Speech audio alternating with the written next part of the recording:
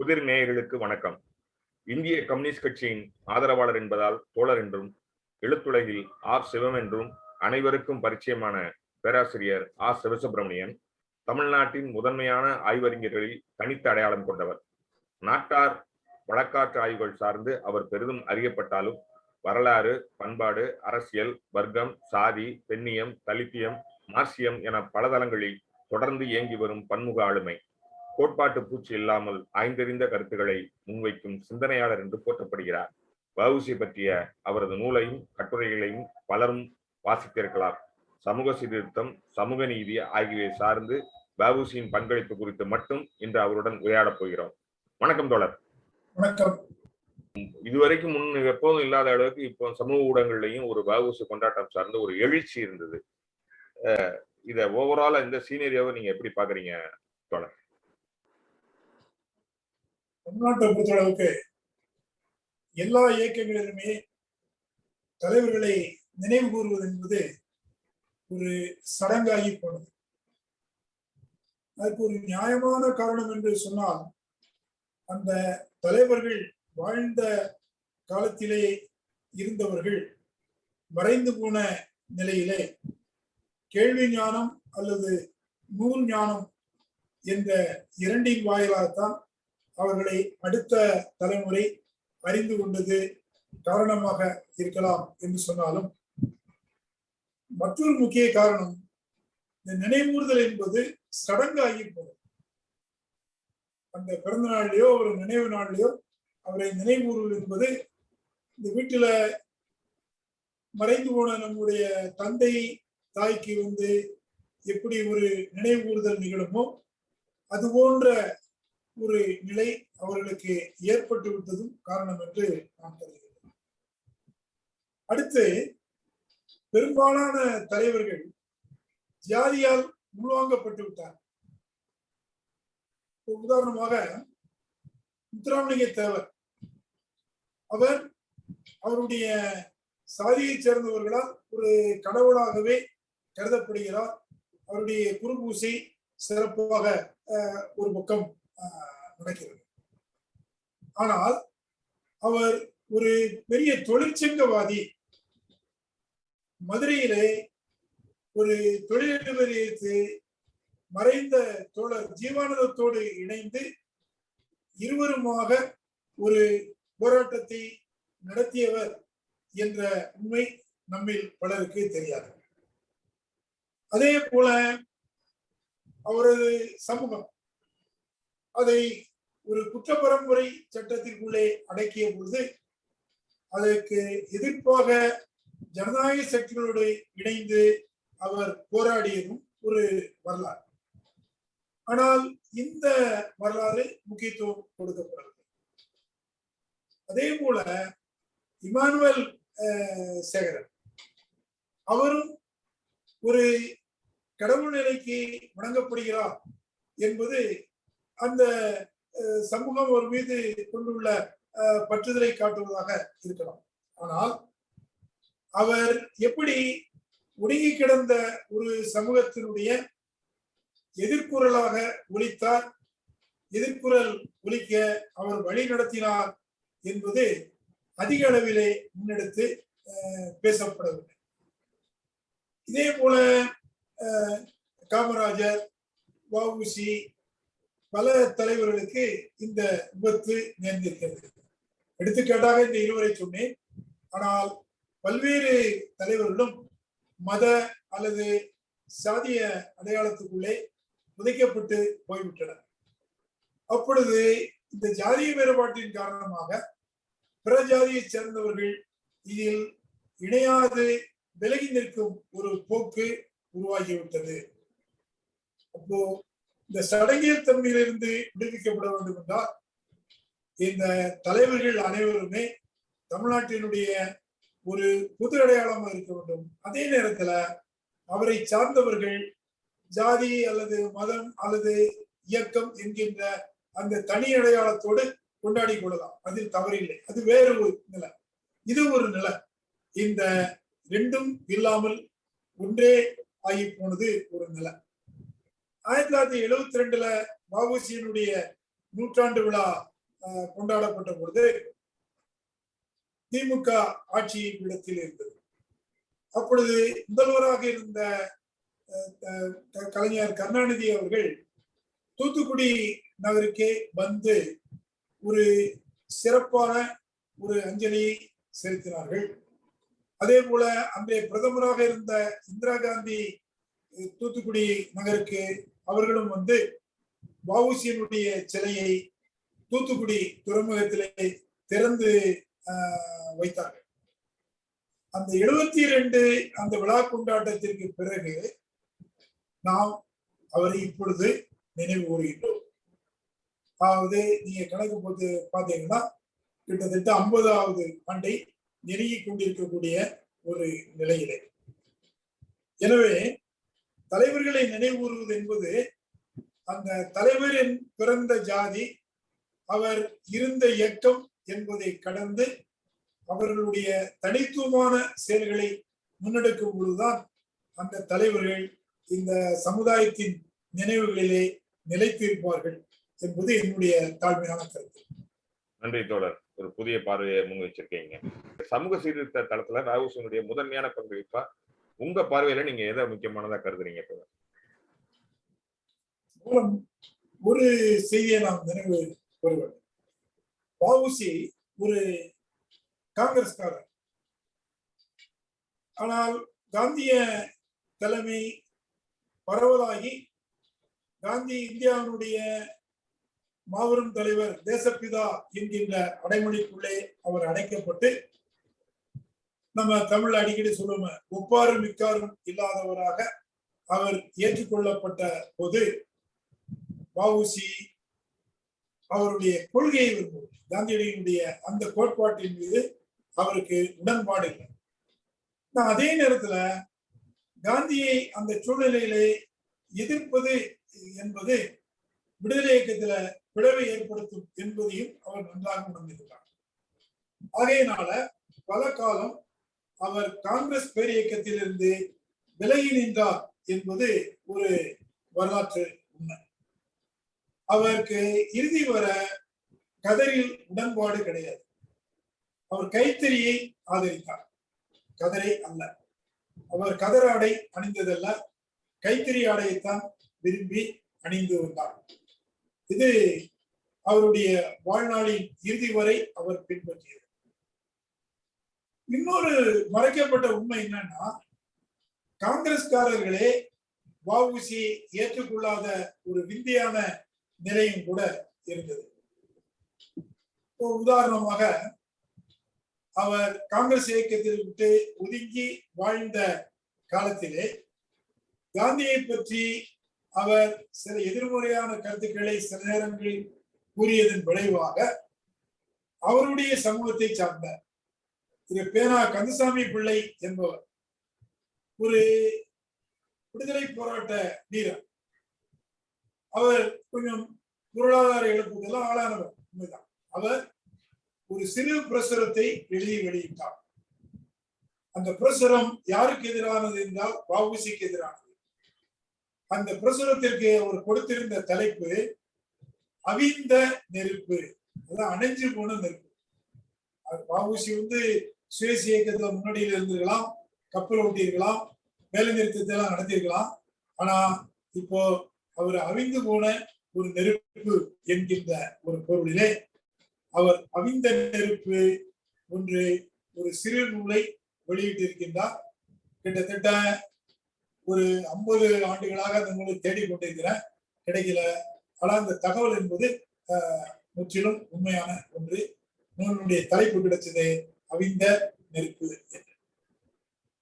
வஉசிய பிற காங்கிரஸ்காரர்கள் எல்லாம் மறைந்து போன ஒரு நிலையிலே வஉசி தமிழ்நாட்டின் பட்டி தொட்டிகளுக்கெல்லாம் கொண்டு சென்றவர் மாப்போ சிவஞானம்.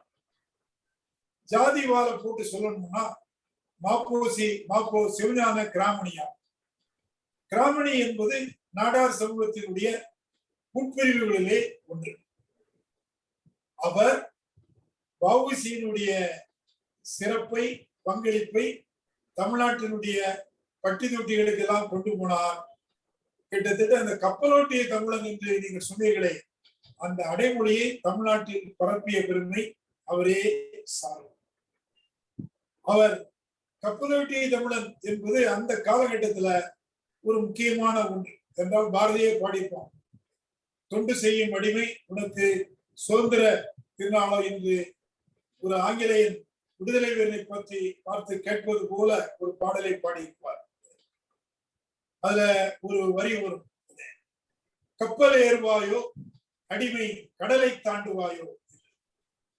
அது இந்தியனை பார்த்து கேட்கிறான் ஆங்கிலேயன், நீ உனக்கு கப்பல் ஏற தெரியுமா, கப்பல் ஏறுவாயோ அடிமை கடலை தாண்டுவாயோ என்று பாடினார். அந்த சூழ்நிலையில தான் வ.உ.சி. கப்பலை செலுத்தினார். அதற்கு வெறுங்கப்பல் இல்ல, சுதேசி கப்பல்.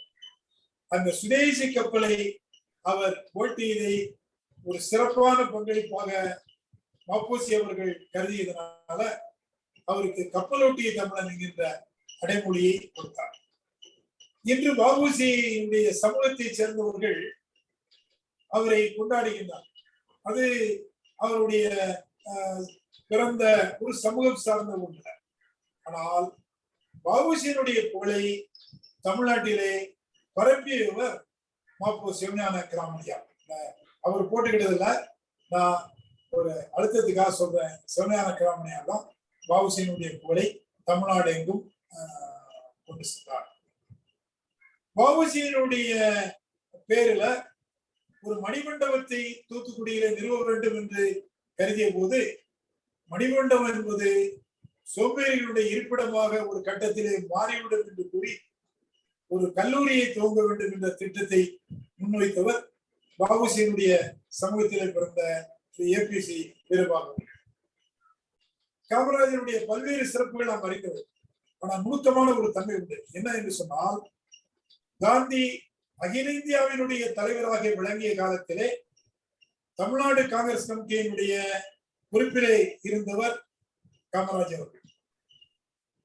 அந்த காமராஜர் ஒரு கட்டத்துல காந்தியோடு முரண்பட்டார், எதிர்த்து நின்றார் என்பது ஒரு வரலாற்று செய்தி. அது என்ன நிகழ்வு என்றால், அது விரிவாக சொன்ன நேரம் சுருக்கமாக சொன்னா, ஒரு நிகழ்வுல ராஜாஜிக்கு ஆதரவாக காந்தியடிகள் இருக்கிறார். ஆனால் கருத்து முறையிலே, அமைப்பு முறையிலே அது தவறானது என்பது காமராஜருடைய கருத்து. அந்த தவறான நிலையை காந்தியே எடுத்தாலும் அவருக்கு எதிராக நின்றார். அதுல கிளிக் என்ற ஒரு ஆங்கில சொல்லை காந்தி பயன்படுத்திய பொழுது அதை திரும்ப பெற்றுக் கொள்ள வேண்டும் என்கின்ற ஒரு கருத்தை தைரியமாக முன்மொழிந்தவர் காமராஜர். அந்த காமராஜருடைய வரலாற்றை, இந்த நிகழ்வை விரிவாக எழுதியவர் டி.எஸ். சொக்கலிங்கம் என்கின்ற வேளாளர் சமூகத்தை சார்ந்த. காமராஜர் காந்தி எடுத்து நின்ற இந்த நிலையை ஒரு ஆழமாக ஆக்கியவர். மற்றொரு பக்கம் மறைந்த அண்ணா அவர்கள் அவருடைய திராவிட நாட்டுல ஒரு தலைமையத்தை தீட்டினார்கள். திராவிட இயக்க வரலாறு படித்தவர்களுக்கு அந்த தலைமையத்தினுடைய தலைப்பு நினைவிருக்கும். சொன்னால், கோடு உயர்ந்து குன்றம் தாழ்ந்தது என்கின்ற தலைப்பிலே எழுதினார். கோடு என்பது திருச்செங்கோடு, குன்றம் என்பது திருப்பரங்குன்றம். இந்த இரண்டு ஊர்களில் நடந்த மாநாடை அவர் உட்பொருளாக வைத்து அந்த தலையங்கத்தை திரட்டினார். அதெல்லாம் ஒரு பக்கம் இருக்கு. அப்போ நமக்கு சாதியை கடந்த ஒரு பார்வை இருந்திருக்கிறது என்பதற்காக இந்த விரிவாக எடுத்துக்கொண்டது. ஒரு வேளாளர் காமராஜருடைய வரலாற்றை எழுதுகின்றார், அவருடைய துணிவை பதிகின்றார். அவரும் காங்கிரஸ்காரர். வாழ்நாளில் இறுதி வரை கதராடை அணிந்தவர் டி.எஸ். சொக்கலிங்கம். காங்கிரஸ் கட்சியினுடைய பிரச்சார பேரங்கியாக தன்னுடைய எழுத்துக்களை அவர் பயன்படுத்தி விட்டார். அவர்தான் காமராஜருடைய வரலாறை விரிவாகவும் இப்படிப்பட்ட ஆழமான செய்திகளை உள்ளடக்கி எழுதினார். மற்றொரு பக்கம் வ.உ.சி. என்கின்ற வேளாளரை தமிழ்நாட்டினுடைய பட்டி திருப்திகள் எல்லாம் மாப்போ சிவஞானம் கொண்டு சென்றார். இது கடந்த கால வரலாற்றில் உள்ள ஒரு உண்மையான, நேர்மையான, நாம் உணர்ந்து கொள்ள வேண்டிய ஒரு வரலாற்று. ஆனால் இவற்றை நாம் மறந்து விட்டோம் அல்லது தெரிந்தாலும் தெரியாத போல நடிக்கின்றோம். விளைவு இங்கே குறிப்பிட்ட 2 தலைவர்களுமே சாதிய சிங்களுக்குள்ளே அடைக்கப்பட்டு விட்ட ஒரு கொடூரம் தான் நிகழ்ந்துள்ளது. மாப்போசி அவர் வாழ்ந்த காலத்துல இன்னும் சொல்ல போனா அவர் தீரர் சத்தியமூர்த்தி என்கின்ற ஒரு சிறந்த காங்கிரஸ் ஆளுமை வாழ்ந்த காலத்துல ஒரு கட்டுரை எழுதியிருக்கின்றார். அந்த கட்டுரையினுடைய சாரம் என்னன்னு சொன்னா 30களுடைய இறுதியில அந்த மாப்போ சிவஞான கிராமணியார் சிதம்பரம் பிள்ளை என்பதற்கு ஒரு முழு உருவ சிலையை நிறுவ வேண்டும் என்று விரும்புகிறார். அந்த சிலையை எங்கே நிறுவ முடியும்? 30களில் புது இடத்துல நிறுவ முடியாது, ஆங்கில ஆட்சி. எனவே சென்னையில் இருக்கக்கூடிய காங்கிரஸ் கட்சியின் தலைமை அலுவலகத்திலே நிறுவ வேண்டும் என்று அவர் முயற்சி செய்த போது அதற்கு எதிர்ப்பு சத்தியமூர்த்தியிடம் இருந்தே வந்ததை அவர் பதிவு செய்திருக்கிறார், மாப்போசி பதிவு செய்திருக்கிறார். கடைசியாக வேண்டாம் வெறுப்பாக முழுதுருவ சிலைக்கு பதிலாக மார்பளவு சிலை திறப்பதற்கு அனுமதி கிடைத்தது. அந்த திறப்பு விழாவிலே பல முக்கிய தலைவர்கள் கலந்து கொள்ளவில்லை. அதோடு மட்டுமல்ல, அங்கு ஒரு சுதேச கண்காட்சி நடந்த பொழுது ஒரு தீ விபத்து ஏற்பட்டு அந்த தீ விபத்திலே அந்த சிலை சேதப்படாமல் தப்பியது. அது ஒரு ஆச்சரியமான செய்தி என்று அந்த காலத்திலே கூறியிருக்கின்றார்கள். பிறகு யாரோ ஒருவன் அந்த காங்கிரஸ் மாளிகைக்குள்ளே இருந்த வஉசியினுடைய மார்பளவு சிலையை சேதப்படுத்தி சென்று விட்டார். இதை ஒரு மார்க்சியவாதியாகிய சிவசுப்பிரமணியன் சொல்லவில்லை. காங்கிரஸ் கட்சியிலே இருந்து சிறை சென்று இறுதி வரை கதராடை அணிந்து வந்த காந்தியை ஏற்றுக்கொண்ட மாப்போ சிவஞானம் பொதுக்கூட்ட மேடையிலே பேசிய பேச்சல்ல, அவருடைய எழுத்திலே பதிவு செய்த ஒன்று. எனவே இன்று நாம் வஉசி என்கின்ற ஒருவரை நினைவு கூறுவதற்கு கப்பலை மட்டும் அடையாளமாக வைத்துக் கொள்ள முடியாது. சிறையிலே அவர் செக்கிழுத்து நைந்த தியாகத்தை போற்றுவதோடு நாம் நின்றுவிட முடியாது. அவருடைய அடிப்படையான ஒரு கருத்து நில அவர் மேற்கொண்ட சமூக சீர்திருத்தம். சமூக சீர்திருத்தத்தை அவர் 3 நிலைகள்ல வெளிப்படுத்தியிருக்கிறார். ஒன்று, தன்னுடைய வாழ்க்கையிலே அவர் கடைபிடித்ததன் மூலம் வெளிப்படுத்தியிருக்கிறார். இன்னொன்று, அவருடைய உரைகளிலே வெளிப்படுத்தியிருக்கிறார். மூன்றாவதாக, அவருடைய எழுத்துக்களிலே வெளிப்படுத்தியிருக்கிறார். உரைகளிலே வெளிப்படுத்துவது என்பது நமக்கு எல்லாரும் தெரியும். நாம 20ஆம் நூற்றாண்டு முடிஞ்சு 21வது நூற்றாண்டுடைய காலப்பகுதியை நெருங்கி கொண்டிருக்கக்கூடிய காலத்துல வாழ்றோம்.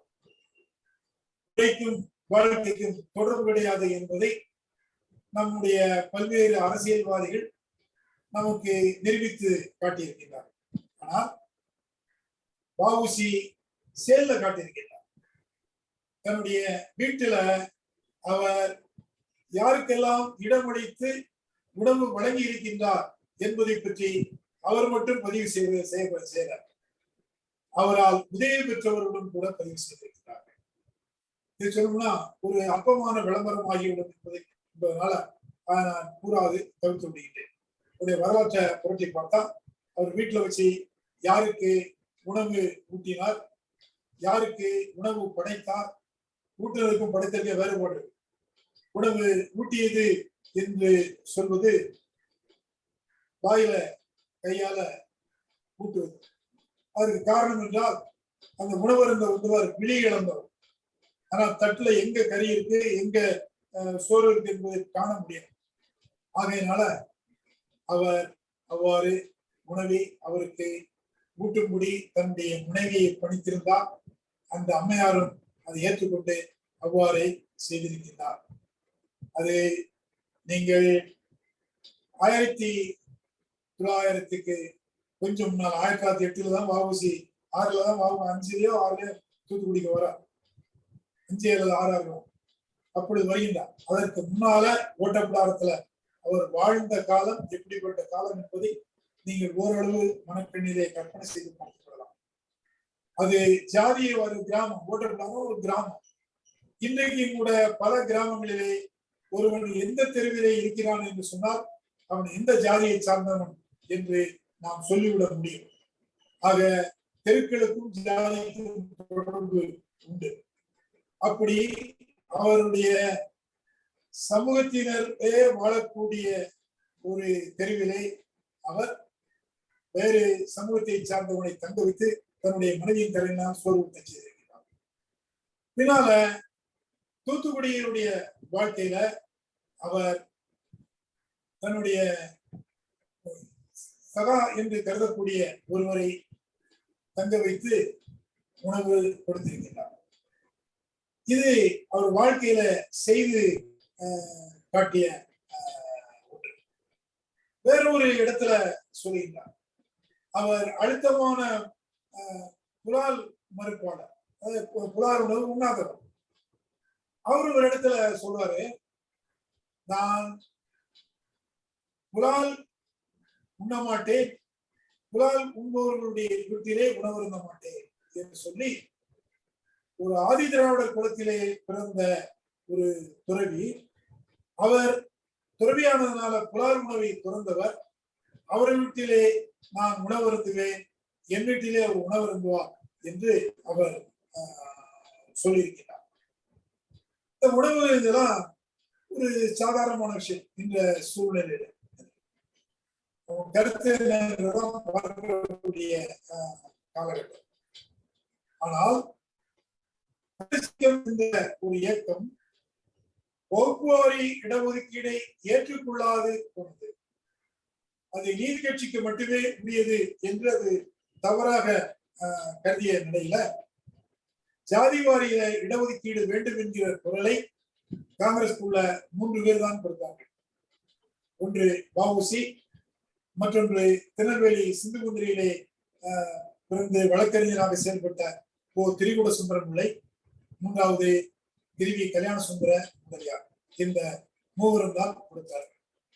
வஉசி இத வெளிப்படையாக அவர் ஒரு உரையில குறிப்பிட்டிருக்கின்றார். அந்த உரையில அது முக்கியமானது என்கின்ற கருதினத்தால நீங்கள் சலிப்பெய்தாலும் பரவாயில்லை என்று அந்த உரையை அப்படியே படிக்கின்றேன். பிறகு அதை நூலாக அச்சிட்டும் வெளியிட்டிருக்கிறார். அது முக்கியம். ராஜாங்க உத்தியோகங்களையும் குறிப்பா தோழர், உங்கள்ட்ட அடுத்த கேள்வி அதான் கேட்க இருந்தேன். சமூக நீதி இன்று பேசப்படும் பொருளில் அன்றே அவர் அக்காலகட்டம் மீறிய முன்னெடுப்புகளை செய்திருக்கிறார் வஉசி. அது பற்றி உங்க பார்வை என்ன சொல்றீங்க? நீங்க கரெக்டா அது தொடர்ச்சியா போறீங்க. படிங்க தோழர். ராஜாங்க உத்தியோகங்களையும் சட்டசபை, ஜில்லா நிர்வாக சபை, ஜில்லா கூடம் ஒன்று இருந்தது, ஜில்லா நிர்வாக சபை முதலிய ஸ்தலஸ்தாபன உத்தியோகங்களையும் காங்கிரஸ் மகா சபை, அதான் ரொம்ப முக்கியம், இதுதான் பல பேருக்கு பிரச்சனை இருக்கும்னு நினைக்கிறேன். காங்கிரஸ் மகா சபை, அதன் கிளைச்சபை முதலிய பொது ஸ்தாபன உத்தியோகங்களையும் நம் தேசத்தில் உள்ள ஒவ்வொரு ஜாதியாரும் அவரவர் ஜாதியாரின் எண்ணிக்கை விகிதப்படி பகிர்ந்து பற்றிக் கொள்ளுதலே வகுப்புவாரி பிரதிநிதித்துவம். அதாவது மேற்கூறிய உத்தியோகங்களையும் அவற்றின் அதிகாரம், சம்பளம், செல்வாக்கு முதலியவற்றையும் ஒவ்வொரு ஜாதியாரின் எண்ணிக்கை விகிதப்படி பகிர்ந்து அந்தந்த ஜாதியார் அடையும்படி செய்தல்.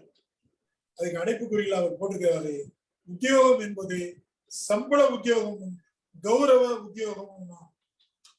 அந்த காலத்துல சில கௌரவ பதவிகள் இருந்தது, அந்த கௌரவ பதவியினாலும் அதற்கு இடஒதுக்கீடு வேண்டும் என்று சொல்லியிருக்காங்க. இது வஉசி ஒரு சீர்திருத்தவாதி என்பதற்கான முக்கியமானது. இது போக அவர் பெண்ணுரிமையை பற்றி அவர் எழுதியிருக்கின்றார். இன்னொரு குறிப்பா சொல்லக்கூடியது என்னன்னா, அவர் பல உறவுகளை எந்தெந்த எல்லைக்குள் வைத்துக் கொள்ள வேண்டுமோ அந்தந்த எல்லைக்குள்ளே வைத்திருக்கின்றார். வஉசியும் திலகரையும் பிரித்து பார்க்க முடியாது. இது இந்தியா முழுவதும் உணர்ந்திருக்கிறது. வஉசி சிறையில் அடைக்கப்பட்டு விட்டார், திலகர் சிறையிலே அடைக்கப்பட்டு விட்டார். பிபின் சந்திர பாலர் என்ற வங்கத்து சிங்கம் என்று சொல்லக்கூடிய தமிழ்நாட்டிலே அந்த காலகட்டத்திலே வஉசியும் பாரதியும் எப்படியோ அதே போல வங்காளத்திலே பிபின் சந்திர பாலர் அவர் பேசிய பேச்சு அந்த கால டைம்ஸ் ஆஃப் இந்தியா நாளிதழிலே இருக்கிறது. என்ன சொல்கிறார் சொன்னார், வஉசியும் திலகரும் சிறையில் இருப்பதை கல்கத்தா மக்கள் மறந்துவிடக் கூடாது, அவர்களுக்கு செய்ய வேண்டிய கடமையை நாம் செய்ய வேண்டும் என்று பிபின் சந்திரபாலர் கல்கத்தாவிலே உரையாற்றியிருக்கின்றார். அந்த அளவுக்கு இரட்டையர்களாக தேர்ந்திருக்கின்றார்கள் வஉசியும் திலகரும். அவரை மராட்டிய சிங்கம் என்று அழைத்ததை நாம் தொடக்க வகுப்புகளிலே நாம் படித்திருப்போம். அவருடைய கேசரி பற்றி என்னுடைய பேர் நமக்கு தெரிந்திருக்கும். ஆனால் திலகர் அரசியலிலே எந்த அளவுக்கு முற்போக்காளராக இருந்தாரோ அந்த அளவுக்கு சமூக சீர்திருத்தத்திலே பிற்போக்காளராக இருந்தார் என்பது ஒரு வரலாற்று. இப்போ ஒவ்வொரு மனிதருக்கும் பல முகங்கள் இருக்கும் என்பது போல திலகருக்கு இரண்டு முகம் இருக்கு. ஒன்னு அரசியல் முகம், ஒன்னு சீர்திருத்த முகம். அரசியல் முகத்துல அவர் காங்கிரஸை ஒரு முற்போக்கான திசைக்கு காந்தியினுடைய வருகைக்கு முன்னாலே தள்ளியவர் திலகர் தான்.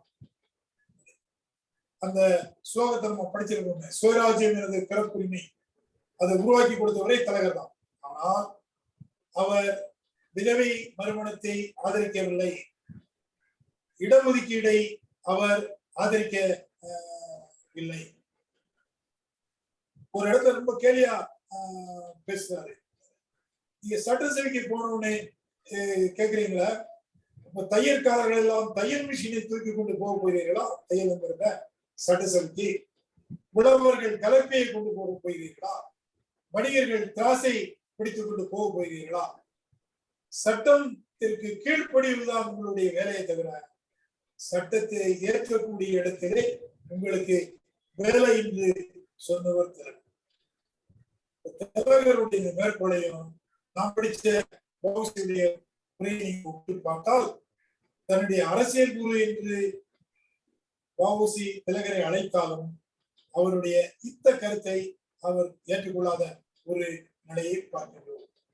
அவர் விதவை மறுமணத்தை ஆதரிக்கவில்லை திலகர். வஉசி செய்யுள் எழுதுவார், துணை இழந்தாரை மணத்தல் புண்ணியம் என்று சொல்கிறார். அதே போல யார் குடும்பத்திலே ஆட்சி புரிவது, கணவனா மனைவியா என்கின்ற வரும்போது அவர் சொல்வார், இருவரில் அறிவில் சிறந்தோர் ஆளுக. கணவன் மனைவியில ரெண்டு பேரும் அறிவில சிறந்தவர்களா இருக்கிறார்களோ அவங்க ஆட்சி புரியட்டும் என்று அவர் சொல்கிறார். கணவனுடைய எச்சில் இலையிலே மனைவி சாப்பிட்டாக வேண்டும் என்கின்ற ஒரு விதி கடுமையாக பின்பற்றப்பட்ட காலத்துல அதை கடுமையாக கண்டித்து இகழ்ச்சியாக பேசியிருக்கிறார் வஉசி. அது பத்திரிகையிலையும் வெளியாகி இருக்கின்றது. அப்போ ஒரு சமூக சீர்திருத்தம் என்பதை பல்வேறு தளங்கள்ல வஉசி கொண்டு போயிருக்கின்றார். தீண்டாமைய ஏற்றிருக்கின்றார், மதச்சண்டைய ஏற்றிருக்கின்றார். இதெல்லாம் வஉசியினுடைய ஒரு முற்போக்கான நிலை. ஆனா திலகர் மத வேறுபாடை மராட்டியத்திலே வளர்த்தார் என்பது அவர் மேல ஒரு குற்றச்சாட்டு உண்டு. ஆனா வஉசி மத சகிப்புத்தன்மையை அவர் முன்வைத்தார். எல்லா சமயங்களையும் அவர் போற்றி இருக்கின்றார், ஒரு சகிப்புத்தன்மையை வலியுறுத்தியிருக்கின்றார். இன்னும் சொல்ல போனா கடவுள் இல்லை என்று மறுக்கக்கூடிய நாசிகர்களை கூட அவர்களும் ஒரு சமய பிரிவாக, நாசிகத்தை ஒரு சமய பிரிவாக அவர் சொல்லி நாசிகத்துக்கும் ஆசிகத்துக்கும் இடையில முரண்பாடு வேண்டாம் என்றும் அவர் சிவஞான போத உரையில எழுதியிருக்கிறார். சிவஞான போதம் சைவருடைய மிக புனிதமான ஒரு தத்துவ நூல். அந்த நூலை கற்றுக் கொடுப்பவர்கள் நிச்சயமாக சிவ தீட்சை என்ற ஒரு தீட்சைக்கு தன்னை ஆட்படுத்திக் கொண்டிருக்க வேண்டும். அதற்கு உரை எழுதுபவர்களும் அப்படித்தான் இருக்க வேண்டும் என்பது ஒரு எழுதப்படாத விதியாக இருந்த காலத்துல வஉசி ஒரு அழுத்தமான சைவராக இருந்தாலும் அவர் தீட்சை பெறவில்லை. தீட்சை பெறாத நிலையில தான் அவர் சிவஞான போதத்துக்கு உரை எழுதினார். அந்த உரையை எழுதி அவர் அரங்கேற்றிய இடம் தூத்துக்குடி அருகிலே உள்ள குறுக்குச்சாலையில் உள்ள ஒரு சத்திரம். ராமேஸ்வரம் போற பாதையில இருந்து ஆனால் அங்கே தங்கி உணவு சமைத்து சாப்பிடுவார்கள். அப்படி தங்கி உணவு சமைத்து சாப்பிடுபவர்களெல்லாம் பல்வேறு ஜாதி பிரிவுகளை சார்ந்தவர்களாக இருப்பார்கள். அந்த சத்திரத்துலதான் வ.உ.சி. சிவஞான போதத்தை அரங்கேற்றினார். அதற்கு தமிழ்நாட்டினுடைய சைவ மடங்களிலே மிக பெரும் மடங்களாக இடம்பெற்றுள்ள 4-5 மடங்களை சேர்ந்த யாரையோ அழைத்துள்ள ஒரு சாதாரண சைவ மடத்திலே இருந்த ஒரு துறவி அழைத்துதான் அந்த நூலை அரங்கேற்றி வெளியிடுகின்றார். அதுல பிறமத கண்டனங்களுக்கு இடம் கொடுக்கிறார். ஆனால் வ.உ.சி.யினுடைய சீர்திருத்தம் என்பது பேசப்படாத ஒரு பகுதியாக போயிருக்கு. வ.உ.சி. எழுதிய கடிதங்கள் பல நமக்கு அவருடைய கையெழுத்திலே கிடைக்கின்றன. அதுல மிக பெரும்பாலான கடிதங்கள்ல பிள்ளையார் சொல்லி போட்டிருக்கிறாரு, கடவுள் துணை என்று எழுதுகின்றார். இத வேடிக்கை என்னன்னா, பெரியாரும் அவரும் நண்பர்களாக இருந்திருக்கிறார்கள். பெரியாருக்கு எழுதிய கடிதங்கள்ல கூட கடவுள் துணை என்று போட்டுதான் அவர் எழுதியிருக்கிறார். வ.உ.சி.யினுடைய திருவுருவ படத்தை பார்க்கும் பொழுது வரைக்கும் நெற்றியிலே சந்தன கொத்து, திருநீர் துலங்கும். இதெல்லாம் அவருடைய தனிப்பட்ட ஒரு சைவ அடையாளங்கள். பொது வாழ்க்கையில மதத்தை கலக்கக்கூடாது என்பதில் அவர் மிக தெளிவாக இருந்துள்ளார். இது வ.உ.சி.யை பேசக்கூடிய நாம், அவரை நினைவு கூறக்கூடிய நாம் செப்போடும் கப்பலோடும் நின்று விடாமல் இந்த சீர்திருத்த உணர்வை நினைவு கூற வேண்டும். ரொம்ப நன்றி தோழர். ரொம்ப விரிவா சமூக சீர்திருத்த தளத்துல வ.உ.சி.யினுடைய பங்களிப்பையும் குறிப்பா திலகருக்கும் அவருக்கும் இருந்த அந்த வேறுபாட்டையும் ரொம்ப கூர்மையா சொன்னீங்க.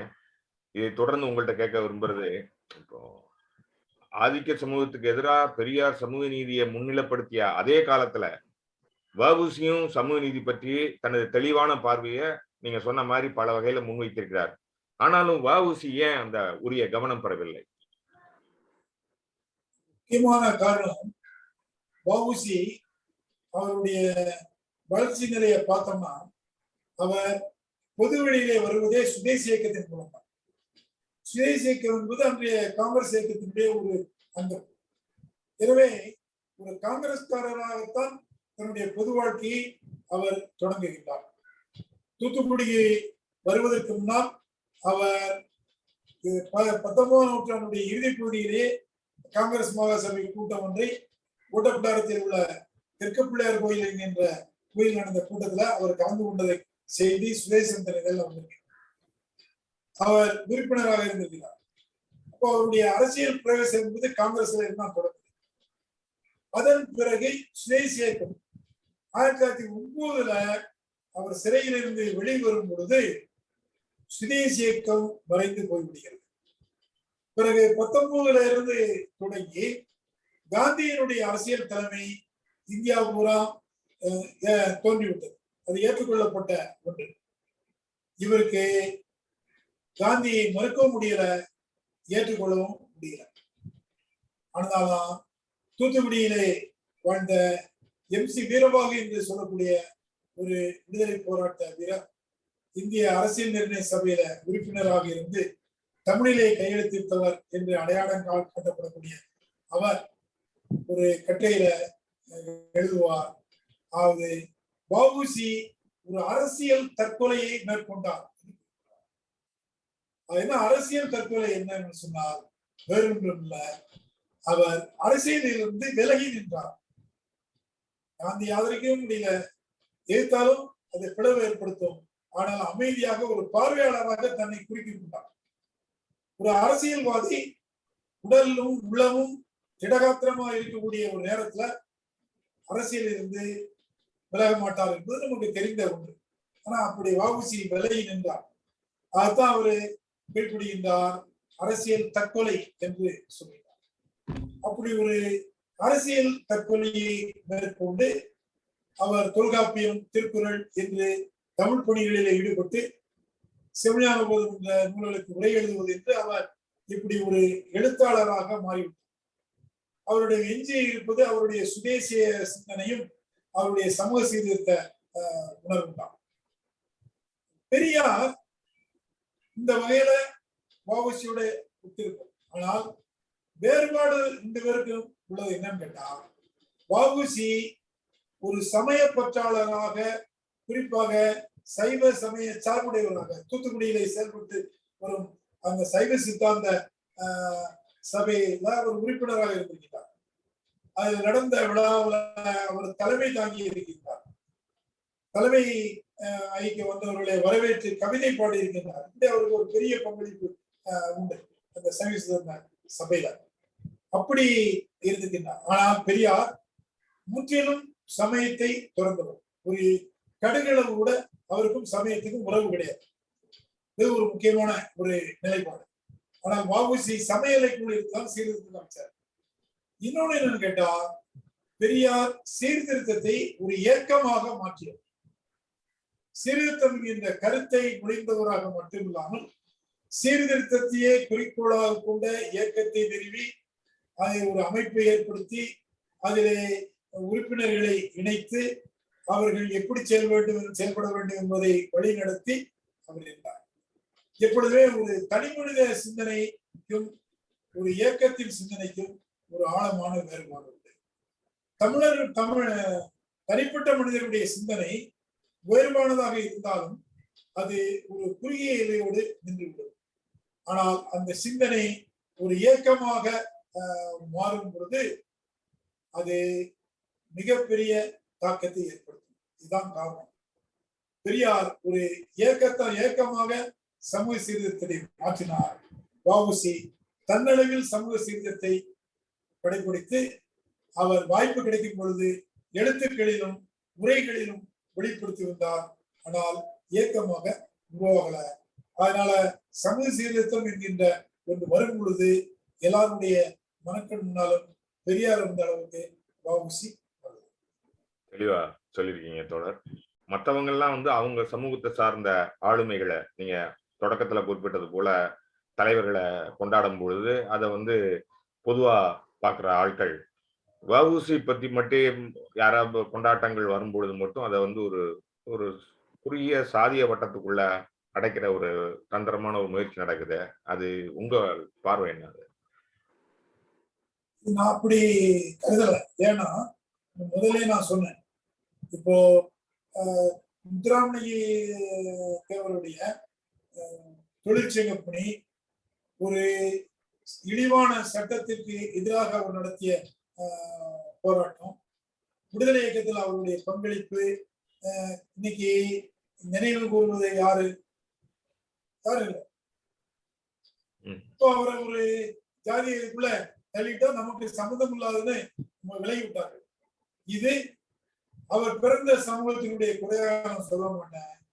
அந்த சமூகத்துக்கு புறம்பே இருக்கக்கூடிய சமூகத்தார்கள் முத்துராமலிங்க தவிர ஒரு ஜாதி கண்ணோட்டத்தினுடைய பார்த்தனுடைய விளைவுதான் அவர் அங்க கொண்டு போய் வெளியேறு. அதுதான் இமானுவேல் சேகரனத்தை நிகழ்ந்தது.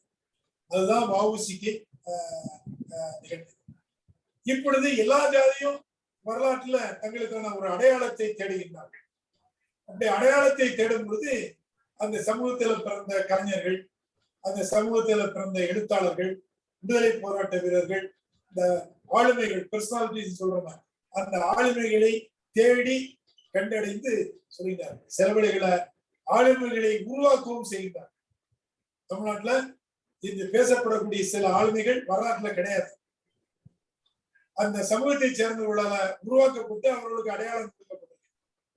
இது ஏன் சொல்லல நீங்க கேட்கலாம். சொன்னா உயிரோட இருக்க மாட்டான் சொன்னது. இதுதான் தமிழ்நாட்டுடைய ஒரு யதார்த்த நிலம். இப்பொழுது ஆளுமைகள் வரலாற்றில் இருந்து தேடப்படுவதில்லை, வரலாற்றுல உருவாக்கப்படுகின்றார்கள். அப்படி ஒரு ஆளுமை இருந்தாரா அப்படிங்கிற ஒரு கேள்வி எழக்கூடிய அளவுக்கு சில ஆளுமைகள் இன்று ஒரு சில சமூகங்களால உருவாக்கப்பட்டு நமக்கு காட்சிப்படுத்த. அதனால இவர்கள் ஒரு ஜாதி அடையாளமா வைக்கும் பொழுது அந்த ஜாதியின் மீது வரலாற்று காலத்திலோ அல்லது நிகழ்காலத்திலோ ஏதேனும் ஒரு காழ்ப்புணர்ச்சி உடையவர்கள் அவரை எதிர்ப்பதன் மூலமாக தங்களுடைய அந்த ஜாதிக்கு எதிரான எதிர்ப்பை நிறைவேற்றிக் கொண்டதாக மகிழ்ச்சி அடைகின்றார். ஒரு ஜாதி தலைவரை வேறு ஜாதியை சார்ந்தவர்கள் வெறுக்கிறார்கள் என்றால் உண்மையான காரணம் அந்த தலைவர் மீது உள்ள வெறுப்பு அல்ல. அதற்கு போல இவர்கள் சார்ந்திருக்கக்கூடிய ஜாதிக்கும் அந்த தலைவருடைய ஜாதிக்கு இடையில ஒரு பகமனோர் மீது ஒரு காரணம். வாணிபத்துல, அரசியல்ல அல்லது வேறாவது உள்ளூர் பொறுப்புகள்ல ஏதாவது இருக்கும். கூர்ந்து கவனிச்சா கோவில்ல உரிமை கொண்டாடுவது பற்றி இது பின்னால அது அந்த தலைவர் மீது உள்ள விருப்பாக மாற்றி அமைக்கப்படுகிறது. அதுதான் வ.உ.சி.க்கும் நேர்ந்திருக்கிறது என்று நான் கருதுகிறேன். நன்றி தோழர். அது நீங்க அந்த இது எல்லாருக்கும் இருந்த ஒரு பொதுவா இருந்த ஒரு கருத்து, அதை தெளிவுபடுத்திருக்கீங்க. இன்னொரு கேள்வி உங்கள்கிட்ட கேட்க விரும்புறது, இன்னைக்கு வ.உ.சி பத்தி இன்னைக்கு இடதுசாரிகள் கொஞ்சம் பரவலா, குறிப்பா இந்த முறை 150வது கொண்டாட்டத்தை ஒட்டி பரவலா பேசுறாங்க. ஆனா பேச வேண்டிய காலத்துல அப்படி இல்ல, அவங்க மௌனியா இருந்தாங்க அப்படின்னு ஒரு பார்வை இருக்குது. அதை பத்தி உங்களுடைய கருத்து என்ன? வ.உ.சி வாழ்ந்த காலத்துல அவரை உணர்ந்தவர்கள் ஏராளமான பேர் அவருக்கு உதவி செய்திருக்கின்றனர். அதுல அவருடைய பிறந்த சமூகத்தை சார்ந்தவர்களும் உண்டு, வேறு சமூகத்தை சார்ந்தவர்களும் உண்டு. உதாரணமாக வ.உ.சி திருக்குறள் உரைய பதிப்பித்து வெளியிட்டார். மணக்குடவருடைய திருச்செந்தூர் கோயில அரங்கேற்றம் செய்கிறார். அந்த உள்பக்கத்துல அவர் போட்டிருப்பாரு, இந்நூலின் தாள், அச்சு, கட்டு, மை எல்லாம் சுதேசியம் என்று அவர் எழுதியிருப்பார். ஆனா அந்த முன்னுரையில இன்னொரு முக்கியமான செய்தியை சொல்லியிருப்பார். அந்த நூல் வெளியேறுவதற்கு உதவி பண்ணியவர் சிலுக்கம்பட்டி கந்தசாமி ரெட்டியார் என்கின்ற ஒருவர். புதுக்கோட்டை பக்கத்துல, புதுக்கோட்டைங்கிறது தூத்துக்குடி பக்கத்தில் இருக்கக்கூடிய புதுக்கோட்டைக்கு தள்ளி இருக்கக்கூடிய ஒரு சின்ன கிராமம். அதில் உள்ள கந்தசாமி ரெட்டியார் என்பவர் கொஞ்சம் கொடுக்கல் வாங்கல் பண்ணுபவர், பெரிய நிலபுலங்களுக்கு உரிமையாளர். அவர் வ.உ.சிக்கு பொருளுதவி செய்து வந்திருக்கிறார். அவருக்கு நன்றி சொல்லும் பொழுது அவர் ஒரு செய்தியை சொல்வார். காந்திக்கு ஒரு கமல்லால் பஜாஜ் கிடைத்தது போல உங்களுக்கும் ஒரு கந்தசாமி ரெட்டியார் கிடைத்திருக்கிறாரே என்று சிலர் சொல்லுவது உண்டு. நான் தேசபக்தியிலே காந்தியை விட எள்ளளவும் குறைந்தவன் அல்லனே என்ற ஒரு பதில் சொன்னதாக சொல்லியிருப்பார்.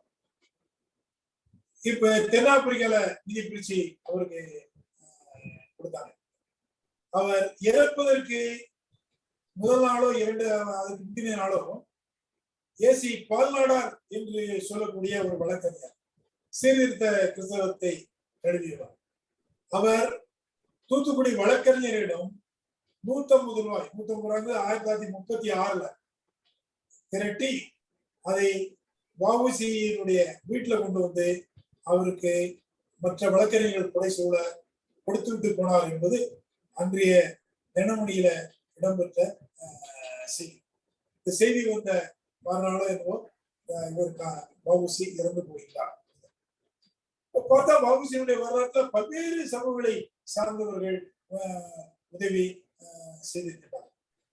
இன்னும் சொல்ல போனா இப்பொழுது கொண்டாடுபவர்களுடைய முன்னோர்கள் யாருமே வ.உ.சிக்கு உதவி புரியவில்லை என்பதுதான் ஒரு கசப்பான வரலாற்று உண்மை. அந்த நிலையில வ.உ.சியை இன்று நிறைவேறுவதற்கான முக்கியமான காரணமாக அமைவது அவருடைய விடுதலை போராட்டம் மட்டுமல்ல, அவருடைய ஜாதி கடந்த பார்வை. அதனாலதான் ஜாதி கடந்து அவர் வாழ்ந்த காலத்துல, அவர் துயரப்பட்ட காலத்துல உதவி அவர் நாடி செல்லவில்லை, அவருக்கு கிடைச்சிருக்கு. அவர் புத்தகங்களை போட்டாரு, அந்த புத்தகங்களை விற்கணும். அப்போ கோம்பை, தேனி பக்கத்தில் உள்ள கோம்பை என்கின்ற ஊர்ல உள்ள ஒரு இஸ்லாமியர் அவருடைய நூல்களை விற்று கொடுத்திருக்கின்றார். அதற்கு நன்றி தெரிவித்து வ.உ.சி ஒரு அந்த காலத்து அஞ்சல் அட்டையில ஒரு கடிதம் எழுதியிருக்கின்றார். இன்றும் அந்த குடும்பத்தினர் ஒரு பொக்கிஷம் போல அந்த அஞ்சல் அட்டையை பாதுகாத்து வருகின்றார்கள். வஉசி கைப்பட எழுதிய கடிதம். ஒரு இஸ்லாமியர் அவருடைய நூலெல்லாம் விற்று கொடுத்திருக்கின்றார். ஒரு சீர்திருத்த கிறிஸ்தவத்தை சார்ந்தவர், நாடார் சமூகத்தை சார்ந்தவர். அவர் சக வழக்கறிஞரிடம் நீதி திரட்டி கொண்டு வந்து வஉசி மறைவிற்கு முன்னால நிதி கொடுத்திருக்கின்றார். ஒரு நிலக்கிழா தெலுங்கு பேசும் வெட்டியார் சமூகத்தை சார்ந்தவர். அவர் வஉசிக்கு நூல் வெளியிடுவதற்கு பணம் கொடுக்கிறார். இன்னும் பல்வேறு பட்டியலை கொடுத்துட்டே போலாம். அப்ப இவர்களால் மதிக்கப்பட்டதுதான் வஉசியினுடைய முக்கியமான சிறப்பு என்று நான் சொல்வேன். வஉசி வாழ்ந்த காலத்தில் இயக்கங்கள் நடந்து கொண்டே இருக்கின்றன. 20 காந்தியினுடைய ஒத்துழையாமை இயக்கம், அது ஒரு வீச்சல் நடவு. அதுக்கு அப்புறம் சிவில் டிசோபிடியன்ஸ் மூவ்மெண்ட், அது சிவில் சட்ட மறுப்பு இயக்கம் 1930 நடந்து, அதை ஒட்டி உப்பு சத்தியாகிரகம் நடந்து, 42 பிள்ளையினை வெளியேறு இயக்கம். இது வரிசையாக இயக்கங்கள் நடக்கின்றன. இன்னொரு பக்கம் தொழிற்சங்கம், விவசாய சங்கங்களை கம்யூனிஸ்ட் கட்சி உருவாக்கி அவருடைய போராட்டங்கள் ஆங்காங்கே நிகழ்ந்து கொண்டே இருக்கின்றன. மற்றொரு பக்கம் பெரியாருடைய சீர்திருத்த இயக்கம் ஒரு சூடு பிடித்த ஒரு நிலையில அது பரவலாக மாறுகின்றது.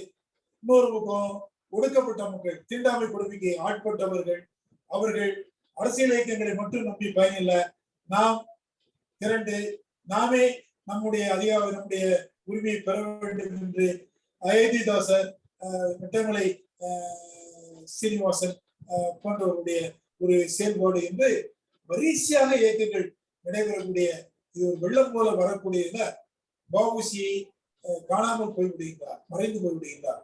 அது ஆச்சரியம் இல்லை, அது வஉசியுடைய குறைபாடு இல்லை. ஆனா வஉசி அவர்கள் புறக்கணித்தார்கள் என்று பொருள் இல்லை. அதுக்கு மேல நிறைய இந்த அஜெண்டான்னு சொல்றோம், அப்படி நிறைய இருக்கு அந்த காலகட்டத்தில். இந்த நிலையில வஉசி பேசப்பட்டது. ஆனா அதற்கு அப்புறம் தான் முதலே சொன்ன மாதிரி மாப்போசி வஉசியை சமூக தளத்துக்கு கொண்டு போறாரு. அவர் கொண்டு போகும் பொழுது இந்த கப்பலோட்டிய தமிழன் என்கின்ற அடைமொழியில் நான் நம்புறேன் அவர் தான் கொடுத்தாருன்னு அந்த அடைமொழி பரவு. இப்போ ஒரு வேற ஒரு நிலைக்கு வந்து இப்போ வஉசி பேசப்படுறதுக்கு வேற ஒரு காரணம் இருக்கு நான் நம்புறேன். என்னன்னு கேட்டா, வஉசி இந்த காந்தி பிறந்தநாள் வேற்றுமையில் ஒற்றுமையை வலியுறுத்தவர் காந்தி. இந்தியா பல்வேறு சமயங்களை கொண்ட நாடு, இந்தியா பல்வேறு மொழி பேசுவோர் வாழக்கூடிய நாடு, இந்தியா பல்வேறு இன மக்கள் வாழக்கூடிய நாடு. அதுதான் அடிக்கடி புரிஞ்சோ புரியாமலோ நமக்கு சொல்லிக் கொடுக்குறாங்க, வேற்றுமையில் ஒற்றுமை. ஆனா வேற்றுமையில் ஒற்றுமை என்கின்ற ஒரு கருத்து இன்று ஆட்டம் காணக்கூடிய ஒரு சூழல்ல அந்த வேற்றுமையில் ஒற்றுமை என்கின்ற வலியுறுத்துவதற்கு நீங்கள் யாரை அடையாளம் காட்ட முடியும் என்று சொன்னால் திலகரை அடையாளம் காட்ட முடியாது, சவர்கரை அடையாளம் காட்ட முடியாது, வஉசியை தான் அடையாளம் காட்ட முடியும். அந்த நிலையில இதை உணர்ந்ததுனால என்னவோ இன்று வஉசி முன்னெடுக்கக்கூடிய ஒன்று வளர்ந்திருக்கலாம். அதோடு மட்டுமல்ல, இன்று இடஒதுக்கீடு என்கின்ற ஒரு கருத்து ஏற்றுக்கொள்ளப்பட்டது, அது வாதம் இல்லை. அதற்கு அடுத்த கட்டமாக இந்த ஜாதி வாரி இடஒதுக்கீடு என்கின்ற ஒரு கருத்து முன்வைக்கப்படுகிறது. ஆனால் பல்வேறு நுழைவுத் தேர்வுகள் அதெல்லாம் சொல்ல வேண்டாம், தெரியும். இவைகள் எல்லாம் ஏற்கனவே அனுபவித்துக் கொண்டிருந்த உரிமைகளை பறிப்பதாக உள்ள சூழ்நிலையில இதற்கு எதிரான குரல் கொடுக்கக்கூடிய ஒரு சரியான அடையாளமாக தமிழ்நாட்டிலே முன்னெடுக்க முடியும் என்றால் அது ஒன்று பெரியார், மற்றொன்று வஉசி, ஓரளவுக்கு காமராஜர். என்றால் கல்வியை அவர் ஒரு ஜனநாயகப்படுத்திய ஒரு பெருமை அவருக்கு உண்டு. இந்த 3 பேர் தான் தமிழ்நாட்டுல இன்றைய இந்திய பொதுவான அரசியல் சூழ்நிலையில முன்மொழியக்கூடிய தலைவர்களாக விளங்குவார்கள். சிங்காரவேலரும் சேர்த்துக்கலாம். ஆனா சிங்காரவேலர் நாம வஉசியை பற்றி சொன்ன மாதிரி இயக்கவாதியாக இருந்தவர் பின்னால அவர் கொஞ்சம் அவருடைய உடல்நிலை பல்வேறு காரணங்களால அவருடைய இயக்கம் தடைப்பட்டு போனது. நீங்க விரல் விட்டு எண்ணிடலாம். பெரியார், காமராஜர், வஉசி, சிங்காரவேலர், இப்படி சில பேரை தான் நீங்க சொல்ல முடியும். இந்த சில பேர்ல ஒருவராக வஉசி இருப்பதனால ஒரு பொருள் பொதிந்த உணர்வோடு வஉசியை இன்று வரவேற்க தொடங்கி இருக்கின்றார்கள். ரொம்ப அருமையா சொன்னீங்க தொடர். குறிப்பாக அந்த வேற்றுமையில் ஒற்றுமைக்கு இன்றையும் வஉசியை நம்ம அடையாளமா பார்க்கணும். இப்ப இன்றும் பேசப்படுகின்ற சமூக நீதி அந்த கருத்துக்கள்ல குறிப்பா இடஒதுக்கீடு சார்ந்த கருத்துக்கள்ல எப்படி வஉசி முன்னோடியா இருந்திருக்காருங்கிறதையும் ரொம்ப அருமையா விளக்குனீங்க. பெரிய பேராளுமை அங்கீகரிக்கிறதுல அடுத்த கட்ட நகர்வா என்ன இருக்கணும்னு நீங்க நினைக்கிறீங்க தோழர்? உலகத்திலேயே உங்களுடைய முதல் கேள்வி சொல்லி சொன்ன, அதாவது இந்த நினைவுறுதல் வந்து ஒரு சடங்காகி போயிட்டு, அப்படி சடங்காக போனதை உணர்ந்ததால என்னவோ இன்றைய தமிழகத்தின் முதல்வர் திரு மாண்புமிகு ஸ்டாலின் பெரியாருடைய பிறந்த நாளாக இல்லாம சமூக நீதி நாளாக கொண்டாட வேண்டும் என்று சொல்லியிருக்கிறது. இது ஒரு ஆழமான கருத்து. அது பின்பற்ற வேண்டிய ஒரு சிந்தனை. வஉசியினுடைய நினைவு தியாக திருநாளா அறிவிச்சிருக்காங்க. தியாகம் என்ன தியாகங்கிற கேள்வி இல்ல. ஏன்னா தியாகங்கிறது அது ஒரு சுதந்திர தினங்களால மிட்டாய் கொடுக்கிற மாதிரி ஆயிடுது. அதுக்கு பதிலாக வஉசியினுடைய இந்த வாழ்க்கையில நாம் இதை தேர்ந்தெடுத்து அதை அடையாளம் வைக்கிறோம். இத நாம் இந்த நேர்காணல்ல சொல்லிட முடியாது. தேர்ந்த அரசியல் அறிஞர்கள், சமூக சீர்திருத்தவாதிகள், வரலாற்று அறிஞர்கள் இவங்கெல்லாம் கூடி விவாதிச்சு வஉசியினுடைய நினைவு நாள் அல்லது பிறந்த நாளை ஒரு குறிப்பிட்ட கோட்பாட்டினுடைய அடையாள நாளாக நாம் கொண்டாடும் பொழுது அந்த அடையாளத்தோடு இணைக்கப்பட்ட பொழுதுதான் அந்த தலைவரால் வாழ முடியும். அது அல்லாம இருந்தா நம்ம வீட்டுல நம்முடைய தாத்தாவுக்கோ அப்பாவுக்கோ மாலை போட்டு அல்லது பாயசம் வச்சு அவருடைய நினைவு நாளை கொண்டாடுவது போல இது சுருங்கி போயிடும்.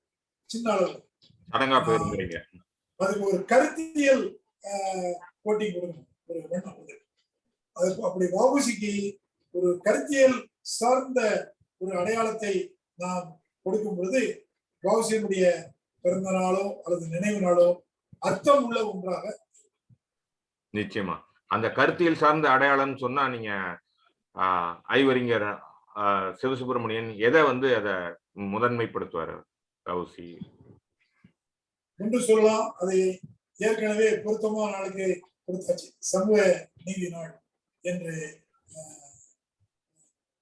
சொல்ல முடியாது. இன்னொன்று சொன்னா அதை ஏற்றுக்கொள்ளவர்கள் தெரியல. ஜாதி நல்லிணக்கம், ஜாதி நல்லிணக்கம் ஓகே. ஆனா சில வேளைகள்ல அது பேசுறதே அந்த முதல்வர் தூண்டி விட்ட மாதிரியும் ஆயிடும். அப்படி ஆபத்தும் இருக்கு. ஏன்னா வஉசி எல்லோரோடும் அவர் உறவு வைத்திருக்கின்றார், அவர்களுடைய ஆற்றலை வரவேற்றிருக்கின்றார், போற்றியிருக்கின்றார், அவருக்கும் அவர்கள் உதவி செய்திருக்கின்றார்கள், அப்படி சொல்லலாம். அல்லது வேறு ஒரு பண்பாட்டு தளத்துல பார்த்தோம்னா அவர் சிறந்த நூலாக கருதியது திருக்குறள். அந்த 1330 குறளையும் முறையோடு தெரியாதவர்கள் என்னுடைய தந்தையே ஆயினும் நான் பெற்ற மக்களே ஆயினும் அவர்களை நான் ஏற்றுக்கொள்ள மாட்டேன் அவர் எழுதியிருக்கிறார். தமிழனுடைய அடையாளமாக திருக்குறளை கண்டார். இன்னொரு வேடிக்கை பார்த்தோம்னா வஉசி பாளையங்கோட்டை சிறையில இருக்கும் பொழுது நல்லாப்புள்ள பாரதம் படிச்சதாக எழுதியிருக்கின்றார். அதே போல பகவத்கீதை படிச்சிருக்கிறார். இந்திய வரலாற்றுல பார்த்தோம்னு சொன்னோம்னா மிகப்பெரிய தலைவர்கள் எல்லாம் சிறை வாழ்க்கையிலோ அல்லது சிறையை விட்டு வெளியே வந்த பேரோ அவர்கள் பகவத்கீதைக்கு உரை எழுதியிருக்கின்றார். திலகர் சிறை வாழ்க்கையில ஒரு பல ஆயிரக்கணக்கான நூல்களை படித்து அதனுடைய சாரத்தை எல்லாம் பிடிந்து அந்த உரை எழுதியிருக்கிறார் என்று சொல்லுவார்கள். தமிழ்ல கூட அவருடைய உரையினுடைய மொழிபெயர்ப்பு வந்திருக்கு. உண்மையிலே பிரமிப்பு ஊட்டக்கூடிய ஒரு உரைதான் திலகருடைய உரை. அந்த உரை அவர் எழுதியிருக்கின்றார். அதே போல அரவிந்தர், வினோபாவே, மகாத்மா காந்தி, பாரதி, எனக்கு தெரிஞ்ச சிலர், தெரியாத சிலர் இருக்கலாம். இவர்களெல்லாம் கீதைக்கு உரை எழுதியிருக்கின்றார். ஆனால் சமய நம்பிக்கையுடைய வ.உ.சி. சைவ சித்தாந்தம் என்கின்ற நூலுக்கு உரை எழுதியல கூட சில மரபுகளை உடைத்துதான் உரை எழுதியிருக்கிறார். அதை படிச்சு பார்க்கிறவங்களுக்கு தெரியும். அது முன்னுரையில் அவர் சொல்லியிருக்கக்கூடிய செய்தி. சுருக்கமா சொன்னா அதுல ஒரு நூற்பா பிற மதங்களுடைய குறைகளை எல்லாம் பட்டியலிட்டு அந்த குறைகளோடு சைவத்தை ஒப்பிட்டு சைவம் இப்படி சிறந்தது என்று சொல்லும். வ.உ.சி.க்கு அதை உரையே எழுதல. நாடு இன்றைக்கு இருக்கக்கூடிய நிலையில நமக்குள்ள பேதம் பார்ப்பது தவறு, எனவே நான் உரை எழுதவில்லை என்று ஒரு குறிப்பும் எழுதியிருப்பார். அப்போ மத நூலுக்கு உரை எழுதல கூட அவர் கொஞ்சம் கவனமாகவே இருந்திருக்கிறார்.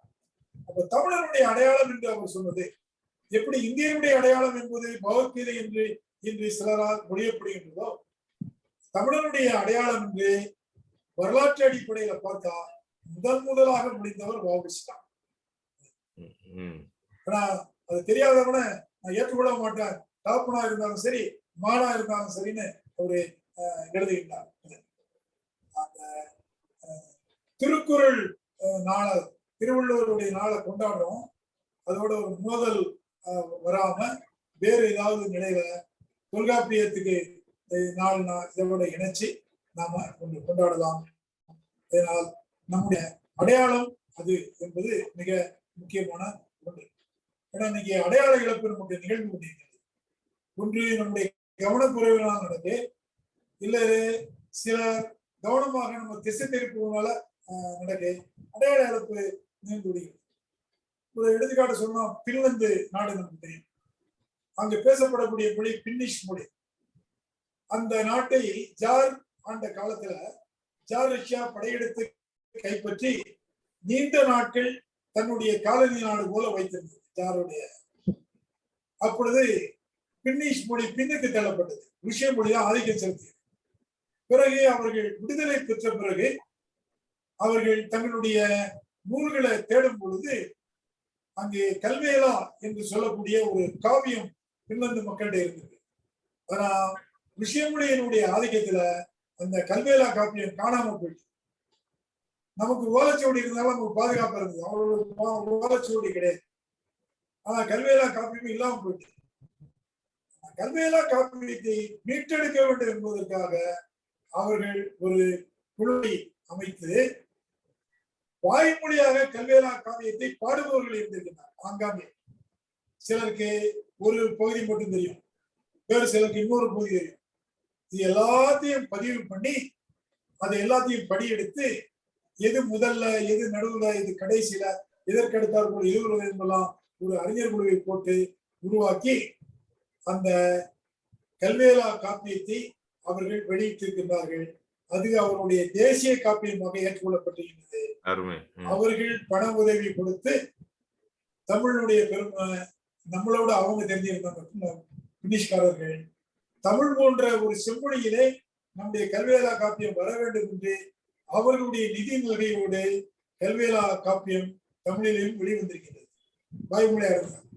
இப்ப நமக்கு ஒரு அடையாளம் என்பது உண்மையான ஒரு நூல் தொல்காப்பியம். எடுத்து சொல் என்கின்ற இலக்கணத்தை உலகத்தில் உள்ள எல்லா இலக்கண நூல்களும் பொறுத்து, ஆனால் பொருளிலக்கணம் என்கின்ற ஒன்றை வகுத்த ஒரு பெருமை தொல்காப்பியத்துக்கு தான் உண்டு. இதையும் கூட ஒரு இடத்துல வ.உ.சி. குறிப்பிடுகிறார். பொருளிலக்கணம் என்ற ஒன்றை வகுத்தவர் இந்த ஆழமா தனிநாயகடிகளார் சில இடங்களில் வெளிப்படுத்தியிருக்கிறார். அப்போ தொல்காப்பியரோட இணைகள். ஆனா தொல்காப்பியர் நாள் என்று சொல்லும் பொழுது வ.உ.சி. விரும்ப மாட்டார். தொல்காப்பியர் போன்ற ஒரு மிகப்பெரிய இலக்கணவாதியோடு தன்னை இணைத்துக் கொள்ளவில்லை. ஆனா தொல்காப்பியத்தை நினைவு கூறுவதற்கும் இவரை நினைவு கூறுவதற்கும் ஒரு இணைப்பை நாம் கண்டுபிடிக்கலாம். நிறைய முக்கியமான செய்திகள் சொல்லியிருக்கீங்க தொடர். உங்களுடைய பங்கேற்புக்கும் விரிவான பகிர்வுக்கும் நன்றி தொடர். மீண்டும் இன்னொரு சந்திப்பில் உரையாடலாம். நன்றி. நன்றி. நன்றி. புதிய நேயர்களுக்கும் நன்றி.